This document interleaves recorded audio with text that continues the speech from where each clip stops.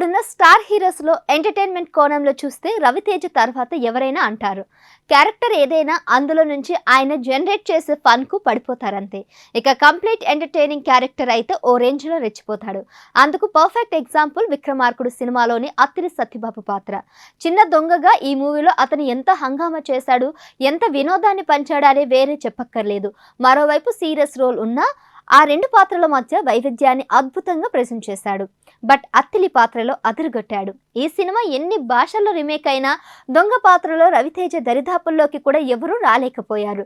ఆ రేంజ్లో ఎంటర్టైన్మెంట్ చేశాడు మాస్ మహారాజా. అందుకే ఈ క్యారెక్టర్ ఇప్పటికీ ఫ్రెష్గానే ఉంటుంది.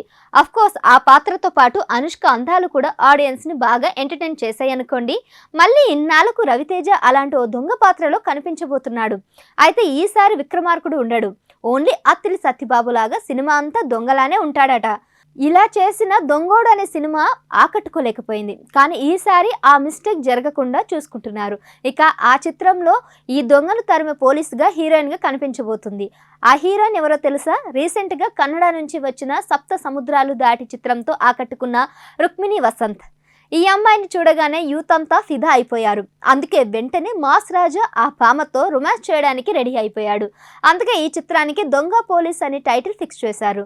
హీరో దొంగ, హీరోయిన్ పోలీస్ అంటే ఎవరు సీరియస్ కంటెంట్ ఎక్స్పెక్ట్ చేయరు కదా.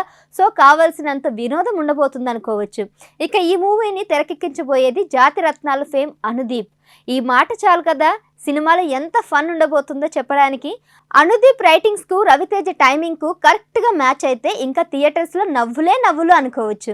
జాతిరత్నాల తర్వాత అనుదీప్ చేసిన ప్రిన్స్ అనుకున్నంత రేంజ్లో హిట్ కాలేదు. కానీ అతని ఫన్ మాత్రం బాగా పేలింది.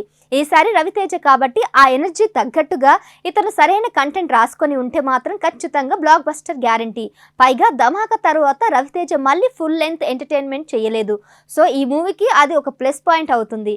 సితారా ఎంటర్టైన్మెంట్ బ్యానర్లో రూపొందించే ఈ మూవీ త్వరలోనే సెట్స్ పైకి వెళ్తుంది. మరి ఈ దొంగ పోలీస్ కలిసి ఎలాంటి హిట్ కొడతారో చూద్దాం.